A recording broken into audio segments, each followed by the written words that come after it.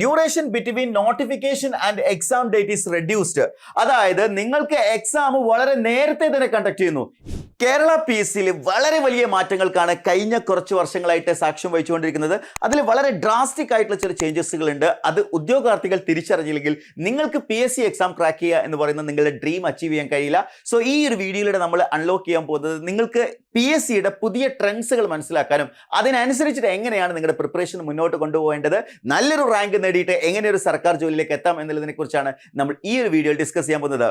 Okay, അപ്പോൾ നമ്മൾ നോക്കുകയാണെങ്കിൽ എന്താണ് PSCയിൽ കാതലായിട്ടുള്ള ഒരു ചേഞ്ചസ്. PSCയുടെ എക്സാംസ് 100 ക്വസ്റ്റ്യൻസ് തന്നെയാണ്. ടൈം എന്ന് പറയുന്നത് എന്താണ് 1 hour 30 minutes വരുന്നുണ്ട്. അതിലൊന്നും കാര്യമായിട്ടുള്ള ഒരു ചേഞ്ചസ് നമുക്ക് പറയാനില്ല.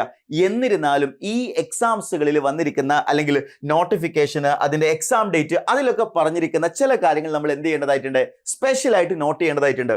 ഒന്നാമത്തേത് notification before expiring the rank list.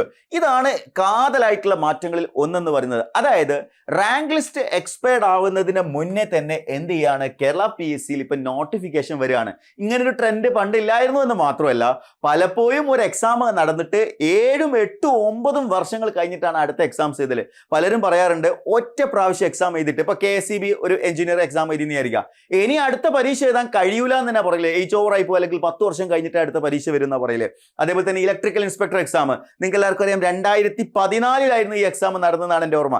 2014 നടന്നതിന് ശേഷം ഈ എക്സാം കണ്ടക്ട് ചെയ്തത് 7 വർഷങ്ങൾക്ക് ശേഷം 2021 ഇതിന്റെ നോട്ടിഫിക്കേഷൻ വന്നത്. ഓക്കെ, അപ്പൊ അത്രയും വലിയൊരു ഗ്യാപ്പ്, 7 വർഷമാണ് എന്ത് ചെയ്തിട്ടുള്ളത് ഈ എക്സാമുകൾക്കിടയിൽ വന്നത്. എന്നാൽ ഈ പ്രാവശ്യത്തെ എക്സാം എന്ന് പറയുന്നത് അസിസ്റ്റന്റ് ഇലക്ട്രിക്കൽ ഇൻസ്പെക്ടർ എന്ന് പറയുന്നത് ഈ ഒരു നോട്ടിഫിക്കേഷൻ വളരെ നേരത്തെ തന്നെ എന്ത് ചെയ്തിട്ടുണ്ട്, വന്നിട്ടുണ്ട്.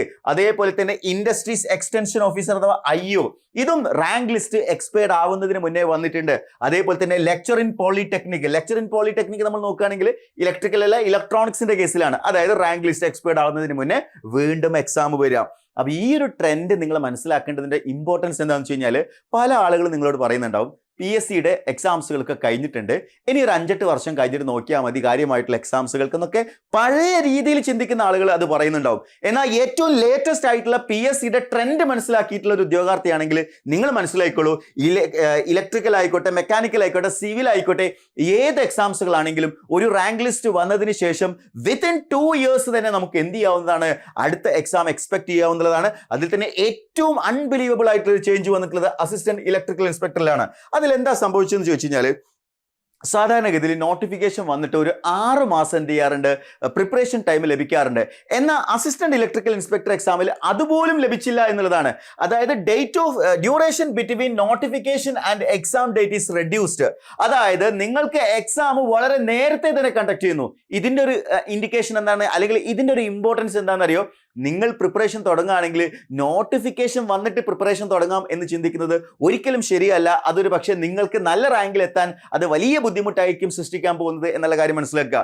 കാര്യം നോട്ടിഫിക്കേഷൻ വന്നിട്ട് ഒരു 6 മാസം സമയം ലഭിക്കുകയാണെങ്കിൽ ഏതൊരു ഉദ്യോഗാർത്ഥികൾക്കും അത് ക്രാക്ക് ചെയ്തെടുക്കാൻ പറ്റുന്ന ഒരു രീതിയായിരുന്നു നിലവിലുണ്ടായിരുന്നത്. സോ അതിലും കാതലായിട്ടുള്ള മാറ്റങ്ങളുണ്ട്. സോ ഈ 2 മാറ്റങ്ങളും നമ്മളോട് പറയുന്നത് ഒരേ ഒരു കാര്യമാണ്, നിങ്ങൾ ഏതെങ്കിലും ഒരു എക്സാമിന് പഠിക്കാൻ തീരുമാനിച്ചിട്ടുണ്ടെങ്കിൽ അതിന്റെ നോട്ടിഫിക്കേഷൻ വരുന്നത് വരെ നിങ്ങൾ കാത്തിരിക്കേണ്ട കാര്യമില്ല. എത്രയും പെട്ടെന്ന് നിങ്ങളുടെ പ്രിപ്പറേഷൻ സ്റ്റാർട്ട് ചെയ്യുക. അതർവൈസ് നിങ്ങൾ ഈ കോമ്പറ്റീഷനിൽ പിന്നോട്ടായി പോകും എന്നുള്ളതാണ് ഒരു റിയാലിറ്റി. സോ നിങ്ങൾക്ക് എല്ലാവർക്കും അറിയാം, ഇലക്ട്രിക്കലിന്റെ കേസിലാണെങ്കിൽ KSEBയുടെ സബ് എഞ്ചിനീയർ എക്സാം, അത് ഒരുപാട് ഉദ്യോഗാർത്ഥികൾ, ഞാൻ ഏത് വീഡിയോ ചെയ്യുകയാണെങ്കിൽ അതിന്റെ താഴെ കമന്റ് ചെയ്യാറുണ്ട് KSEBയുടെ സബ് എഞ്ചിനീയർ എക്സാം ഇനി എപ്പോ വിളിക്കുന്നുള്ളത്. ഉറപ്പിച്ച് ഞാൻ പറയാണ് 2026 ഈ എക്സാമിന്റെ നോട്ടിഫിക്കേഷൻ കൺഫേം ആയിട്ടും വരാൻ തന്നെയാണ് സാധ്യത. ഇത് എന്തുകൊണ്ട് വരുന്നു എന്ന് ചോദിച്ചു കഴിഞ്ഞാൽ, ഇതൊരിക്കലും ഒരു പ്രഡിക്ഷൻ അല്ല, മറിച്ച് ഈ പറഞ്ഞിരിക്കുന്ന മറ്റ് എക്സാംസുകളുടെ ട്രെൻഡ് നോക്കുകയാണെന്നുണ്ടെങ്കിൽ ഇതേ ട്രെൻഡ് കേരള PSCയുടെ KSEBയുടെ കേസിലും. പലരും പറയാറുണ്ട് KSEB ഒരു കമ്പനിയല്ലേ, അതുകൊണ്ട് മറ്റു PSC പോലെ അല്ലേ വരാതെ ഇരിക്കുക എന്നൊക്കെയുള്ളത്. അങ്ങനെ യാതൊരു സംശയത്തിന് പ്രസക്തിയില്ല. KSEB ആണെങ്കിൽ പോലും കേരള PSCയുടെ ഈ ഒരു ചേഞ്ച് അവിടെയും വരും എന്ന് തന്നെയാണ് ഞാൻ ഉറച്ചു വിശ്വസിക്കുന്നത്. തീർച്ചയായിട്ടും KSEBയുടെ സബ് എഞ്ചിനീയർ എക്സാം 2026 നോട്ടിഫിക്കേഷൻ വരും. നോട്ടിഫിക്കേഷൻ വന്നു കഴിഞ്ഞാൽ ഇപ്പൊ ഇലക്ട്രിക്കൽ ഇൻസ്പെക്ടർ എക്സാമിന്റെ ഡേറ്റ് നിങ്ങൾക്ക് അറിയാം, വളരെ പെട്ടെന്ന് എക്സാം ഡേറ്റ് അങ്ങ് വന്നു അല്ലേ. അതേപോലെ നിങ്ങൾക്ക് പ്രിപ്പറേഷനുള്ള സമയം കിട്ടാതെ പോകും. അത് നേരത്തെ മുൻകൂട്ടി മനസ്സിലാക്കിക്കൊണ്ട് എത്രയും പെട്ടെന്ന് നിങ്ങൾ എന്ത് ചെയ്യുക, നിങ്ങളുടെ പ്രിപ്പറേഷൻ നിങ്ങൾ സ്റ്റാർട്ട് ചെയ്തോളൂ. അത് KSEB സബ് എഞ്ചിനീയർ ആണെങ്കിലും ശരി, KSEB അസിസ്റ്റന്റ് എഞ്ചിനീയർ എക്സാം ആണെങ്കിലും. ഓക്കെ, ഇനി അടുത്തൊരു വലിയ ചേഞ്ച് എന്ന് പറയുന്നത് changes in level of exams ആണ്. അതായത് മുൻകാലങ്ങളിൽ കേരള PSC ക്രാക്ക് ചെയ്യാനുള്ള ഒരു ഷോർട്ട് കട്ട് ഉണ്ടായിരുന്നു. എല്ലാവരും പറഞ്ഞു കൊടുക്കുന്ന ഷോർട്ട് കട്ടാണ് നിങ്ങൾ വലിയ പഠിത്തമൊന്നും പഠിക്കേണ്ട. നിങ്ങൾ ഈ എക്സാമിന്റെ പഴയ കാലത്തെ ഒരു 10 വർഷത്തെ ക്വസ്റ്റ്യൻ പേപ്പർ എന്ത് ചെയ്താൽ മതി, പ്രാക്ടീസ് ചെയ്താൽ മതി. പകുതിയിലധികം ചോദ്യങ്ങളും അവിടെ നിന്ന് തന്നെ ആയിരിക്കും എന്നുള്ളത് കൺഫേം ആയിരുന്നു. അതായിരുന്നു കേരള PSCയുടെ മുൻകാല ചോദ്യ പേപ്പറുകളുടെ ഒരു പ്രസക്തി എന്ന് പറയുന്നത്. അതായത് പ്രീവിയസ് ഇയർ ക്വസ്റ്റ്യൻ പേപ്പറുകൾ അതേപോലെ റിപ്പീറ്റ് ചെയ്ത് വരുന്ന ഒരു ട്രെൻഡ് ആയിരുന്നു കേരള PSCക്ക് ഉണ്ടായിരുന്നത്. അങ്ങനെ ഒരു ഭൂതകാലം ഇത് കംപ്ലീറ്റ് ആയിട്ട് മാറി എന്നുള്ളതാണ് പുതിയ പരീക്ഷകൾ നമ്മളോട് പറയുന്നത്. പുതിയ പരീക്ഷകൾ നമ്മൾ നോക്കുകയാണെങ്കിൽ എക്സാംസിന്റെ ലെവല് നന്നായിട്ട് എന്ത് ചെയ്തിട്ടുണ്ട്, കൂടിയിട്ടുണ്ട് എന്ന് മനസ്സിലാക്കണം. പല എക്സാംസുകളും എന്ത് ചെയ്തിട്ടുണ്ട്, ഒരു ഗേറ്റ് ലെവലിലേക്ക് പോലും പോവുകയാണോ എന്ന് തോന്നിപ്പിക്കുന്ന രീതിയിൽ അത്രയും ക്വാളിറ്റി ഉള്ള ക്വസ്റ്റ്യൻസുകൾ വരുന്നുണ്ട്. തീർച്ചയായിട്ടും ഞാൻ നേരത്തെ പറഞ്ഞ പോലെ ഒരു ആവറേജ് ലെവലിലുള്ള ക്വസ്റ്റ്യൻസും ഉണ്ട്.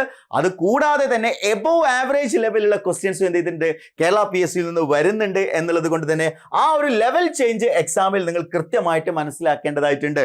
ഇനി അടുത്ത കാര്യം നമ്മൾ നോക്കുകയാണെങ്കിൽ റെഡ്യൂസ്ഡ് നമ്പർ ഓഫ് അപ്ലിക്കൻസ്.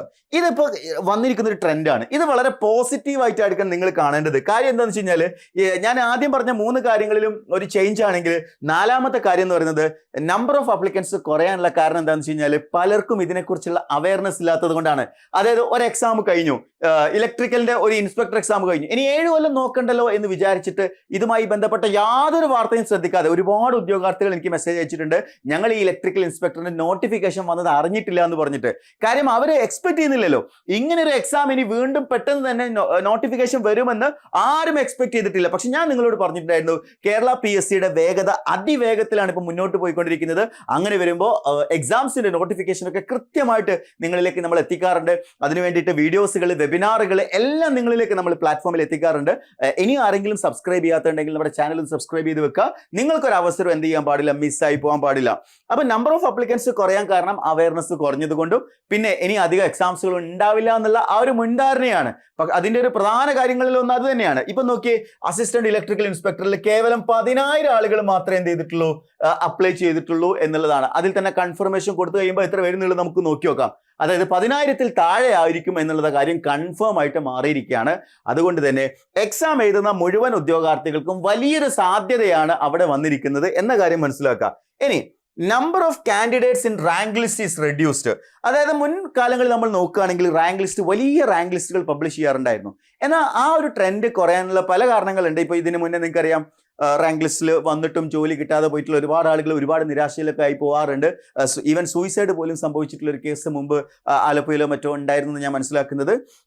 അത് റാങ്ക് ലിസ്റ്റിൽ വന്നു, പക്ഷേ ജോലി കിട്ടാതെ പോയി. അപ്പോൾ അതൊക്കെ ഒഴിവാക്കാൻ വേണ്ടിയിട്ട് കേരള PSC എന്ത് ചെയ്തിട്ടുണ്ട്, ഓൾമോസ്റ്റ് റാങ്ക് ലിസ്റ്റിലെ ആളുകൾക്ക് ജോലി കിട്ടുന്ന രീതിയിലുള്ള റാങ്ക് ലിസ്റ്റ്. എന്നാലും റാങ്ക് ലിസ്റ്റിലെ എല്ലാവർക്കും ഇപ്പോഴും ജോലിയൊന്നും കിട്ടുന്നില്ല കേട്ടോ. ഞാൻ പറഞ്ഞു വരുന്നത് ആ നമ്പേഴ്സ് കുറഞ്ഞിട്ടുണ്ട്. അതിൽ പ്രത്യേകിച്ച് എടുത്തു പറയേണ്ടത് KSEB assistant engineer rank list ഒക്കെ വളരെ ചെറിയൊരു റാങ്ക് ലിസ്റ്റാണ് എന്ത് ചെയ്തിട്ടുള്ളത്, മെയിൻ ലിസ്റ്റ് ആയിട്ട് പബ്ലിഷ് ചെയ്തിട്ടുള്ളത്. അപ്പോൾ റാങ്ക് ലിസ്റ്റ് കുറയുന്നതിന്റെ ഒരു ഇൻഡിക്കേഷൻ നിങ്ങൾ മനസ്സിലാക്കേണ്ടത് റാങ്ക് ലിസ്റ്റിൽ എങ്ങനെയെങ്കിലും എത്തിച്ചേരുക എന്നുള്ളതല്ല, നല്ലൊരു റാങ്കിലേക്ക് തന്നെ എത്തിച്ചേരണമെങ്കിൽ നല്ല മാർക്ക് നിങ്ങൾ വേണം.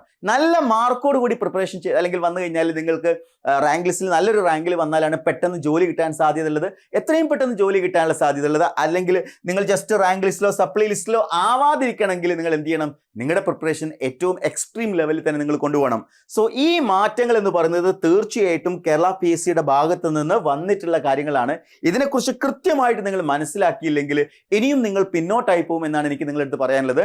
സോ കേരള PSC ഇനി നടത്താനിരിക്കുന്ന മുഴുവൻ ടെക്നിക്കൽ എക്സാംസുകൾക്കും വേണ്ടിയിട്ടുള്ള ഇന്റൻസീവ് ആയിട്ടുള്ള ബാച്ചസുകൾ നമ്മൾ സ്റ്റാർട്ട് ചെയ്തിട്ടുണ്ട്. അതിൽ 75 ഡേയ്സ് സ്പെഷ്യൽ ക്രാഷ് ബാച്ച് നമ്മൾ അസിസ്റ്റന്റ് ഇലക്ട്രിക്കൽ ഇൻസ്പെക്ടറിന് വേണ്ടി നടത്തുന്നുണ്ട്. അതേപോലെ തന്നെ ഇനി വരാനിരിക്കുന്ന എല്ലാ ഇലക്ട്രിക്കൽ എക്സാംസുകളെയും കൺസിഡർ ചെയ്തുകൊണ്ടുള്ള ഇലക്ട്രിക്കൽ ഫൗണ്ടേഷൻ ബാച്ച് നമ്മൾ കണ്ടക്ട് ചെയ്യുന്നുണ്ട്.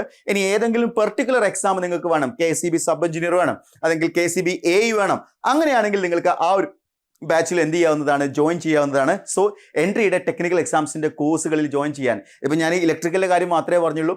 ഇതേപോലെ മെക്കാനിക്കൽ ആണെങ്കിൽ മോട്ടോർ വെഹിക്കിൾ ഇൻസ്പെക്ടർ ഉണ്ട്, അതേപോലെ തന്നെ സിവിൽ ആണെങ്കിൽ PWD AE ഉണ്ട്, ഓവർസിയർ എക്സാംസുകളുണ്ട്. എല്ലാ ഡിപ്പാർട്ട്മെന്റിലുള്ള എല്ലാ എക്സാംസുകളും എൻട്രിയിൽ അവൈലബിൾ ആണ്. കോഴ്സസുകളെ കുറിച്ച് കൂടുതൽ അറിയാനും എൻട്രിയിൽ ജോയിൻ ചെയ്യുന്നതിന് വേണ്ടി താഴെ കൊടുത്തിരിക്കുന്ന നമ്പറിൽ കോൺടാക്ട് ചെയ്യുക, അല്ലെങ്കിൽ താഴെ കൊടുത്തിരിക്കുന്ന ഗൂഗിൾ ഫോം ഫില്ല് ചെയ്താലും കൂടുതൽ ഇൻഫർമേഷൻസ് ലഭിക്കുന്നതായിരിക്കും. നന്നായിട്ട് പഠിക്കുക, നല്ല വിജയങ്ങൾ നേടിയെടുക്കുക. നിങ്ങൾ ആഗ്രഹിച്ച സർക്കാർ ജോലി നിങ്ങളിലേക്ക് എത്തട്ടെ. Wish you all the best.